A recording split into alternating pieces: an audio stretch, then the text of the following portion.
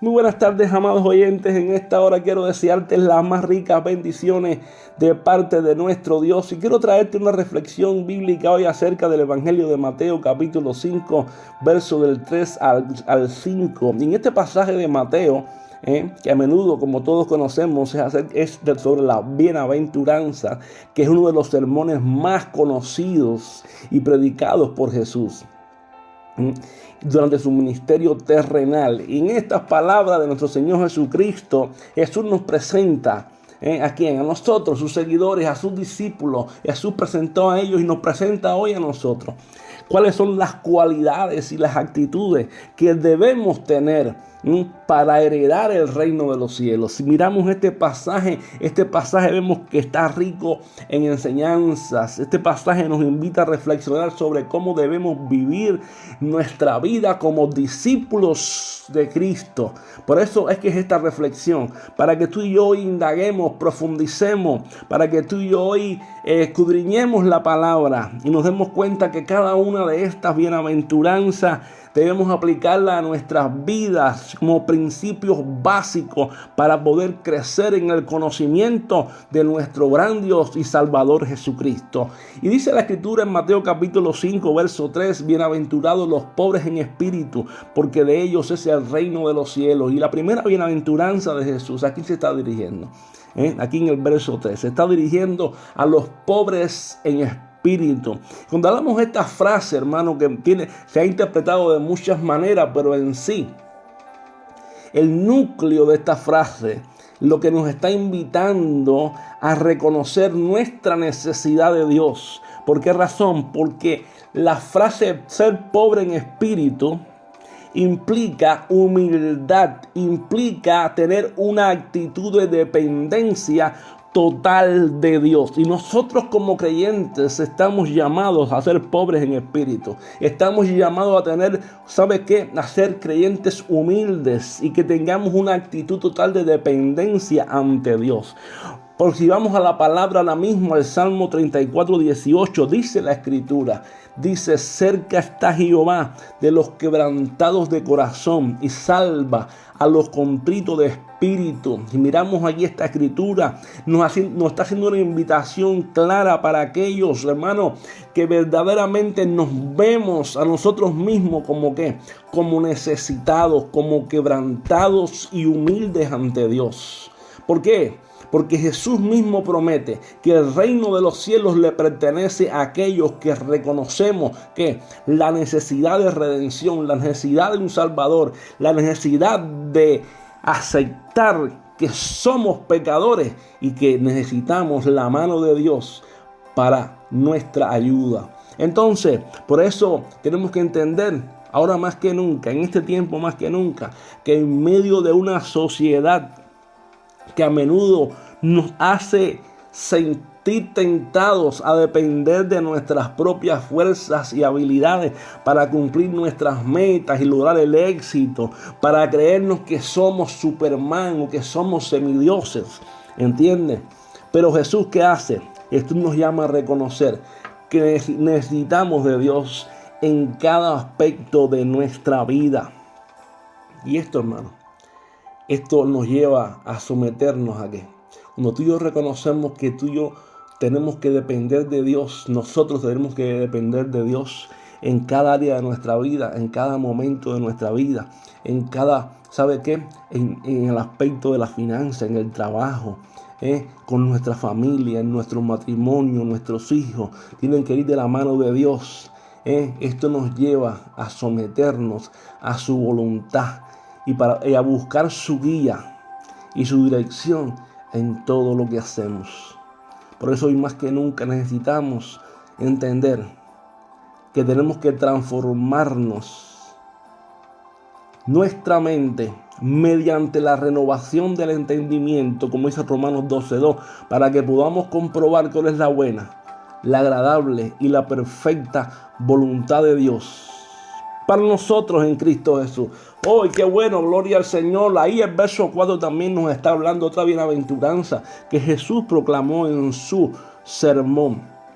Cuando Jesús dijo, bienaventurados los que lloran, porque ellos recibirán consolación. Dice, fíjate lo que dice esta segunda bienaventuranza. Dice así. ¿A quién se está dirigiendo Jesús? Se está dirigiendo a aquellos que lloran. Y esta declaración, hermano, puede parecer un poco contradictoria, ya que realmente asociamos la felicidad con la ausencia de dolor y lágrimas. Sin embargo, Jesús nos está enseñando que aquellos que enfrentamos al dolor, aquellos que se enfrentan al dolor, mejor dicho, aquellos que se enfrentan al dolor y la tristeza con fe y esperanza, dice, serán consolados. Es decir, cuando tú y yo nos enfrentamos al dolor, cuando tú y yo nos enfrentamos a la tristeza, a la prueba, a la situación difícil, pero nos enfrentamos con fe, con esperanza en Dios, con seguridad de que Él está en el control, tú y yo podemos estar seguros de que en medio de todo lo que podamos estar pasando, seremos consolados. En el Salmo 30, verso 5, dice la Escritura, porque un momento será la ira, pero su favor dura toda la vida. Por la noche durará el lloro y por la mañana vendrá la alegría.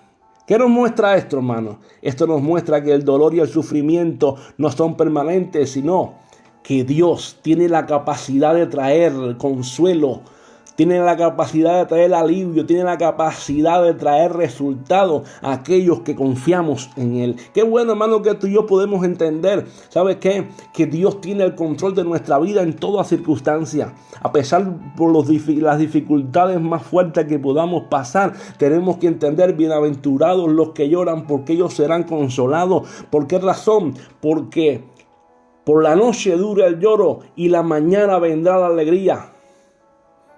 Porque Dios tiene control de nuestra vida y Dios trae el consuelo, Dios trae el alivio, Dios trae la solución. Porque en nuestras vidas, hermanos, tenemos que entender que es inevitable que enfrentemos momentos de tristeza, es inevitable que enfrentemos momentos de pérdida, pero como seguidores de Jesús, no estamos solos en nuestros momentos de duelo.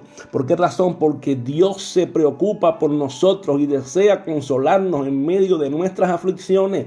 Jesucristo dijo, en el mundo tendréis aflicción, pero confiad, yo he vencido al mundo. Por eso nosotros también podemos encontrar consuelo al estar en la comunión en la iglesia con otros creyentes. La iglesia del primer siglo se reunía en las casas, tenía comunión con otros creyentes, se reunían en el templo, se reunían en las casas. Dice que tenían en común todas las cosas, compartían la oración, compartían el pan, tenían comunión unos con otros, tenían consolación. ¿Por qué? Porque ellos compartían la fe que Jesús había impartido en su vida. Compartían la doctrina, compartían la palabra, compartían todas las cosas. Tenían todas las cosas en común como creyentes. Se daban apoyo mutuo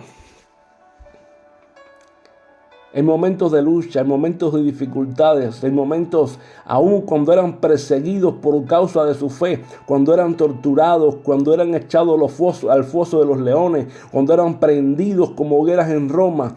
Ellos, su fe permaneció siempre sólida y fuerte, porque ellos sabían que aún allí los que lloraban tenían consolación. Así también nosotros sabemos que en momentos difíciles de nuestra vida, si enfrentamos las pruebas con fe, con confianza en Dios, también recibiremos la consolación que ellos recibieron. Gloria al nombre de Jesucristo, hermano.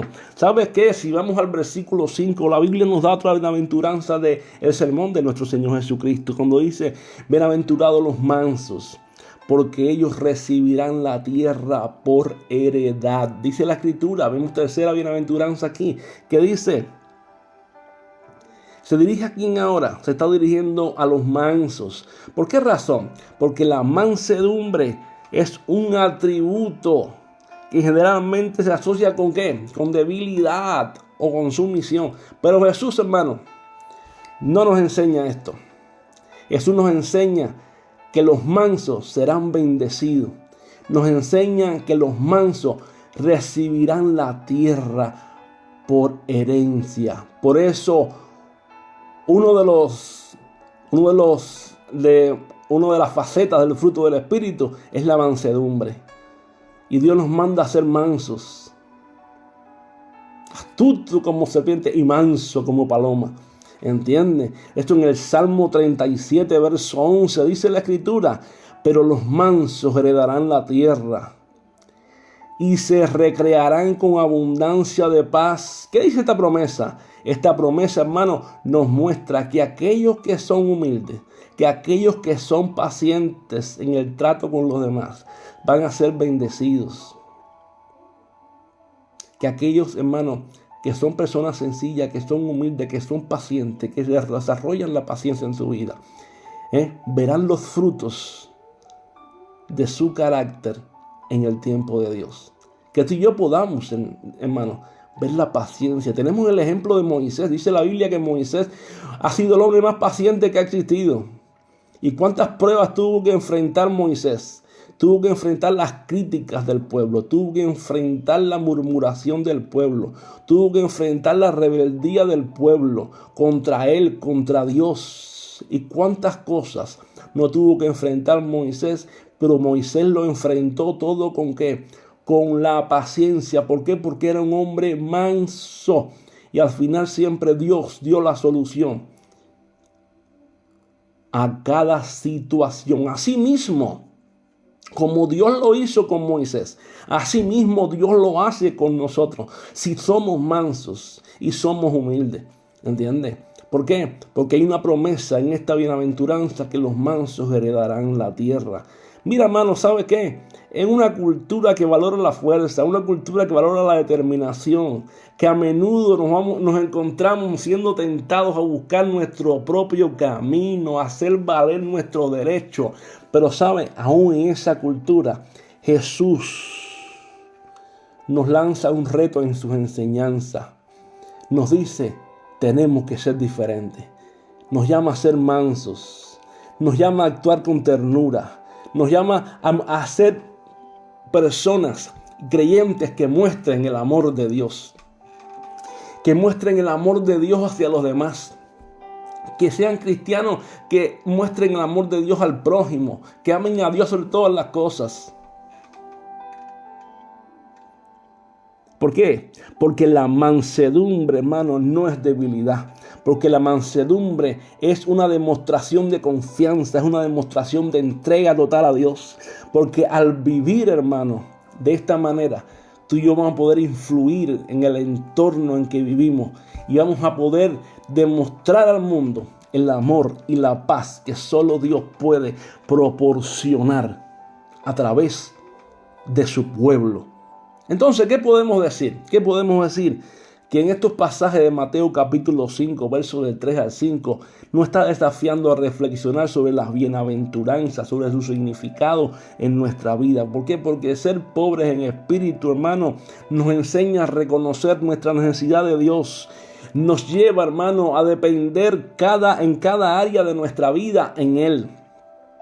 Porque tenemos que entender, hermano, que cuando tú y yo vamos a Él, cuando tú y yo nos postramos delante de Él, lloramos con fe y tenemos esperanza en Dios. Él nos consuela. Él nos recuerda que no estamos solos, que estamos en sus manos en los momentos más difíciles, en los momentos de tristeza, porque tenemos que entender que ser manso nos ofrece la promesa de heredar la tierra y nos llama a ser diferentes en nuestro trato con los demás. Que tú y yo, hermano, podamos verdaderamente poner en práctica estos principios enseñados por Jesús en nuestra vida. En este mundo que valora tanto la riqueza material, que valora el éxito, que el poder de las enseñanzas de Jesús en la bienaventuranza nos recuerden que el reino de los cielos está al alcance de nosotros, sin importar nuestra situación económica, sin importar nuestra situación emocional, sin importar nuestra situación social. ¿Por qué? Porque la vida cristiana no consiste en buscar la prosperidad material, sino en buscar una relación íntima con Dios y vivir de acuerdo a sus principios en cada acto de nuestra vida. Que Dios te continúe bendiciendo, porque bendecidos estamos en Cristo.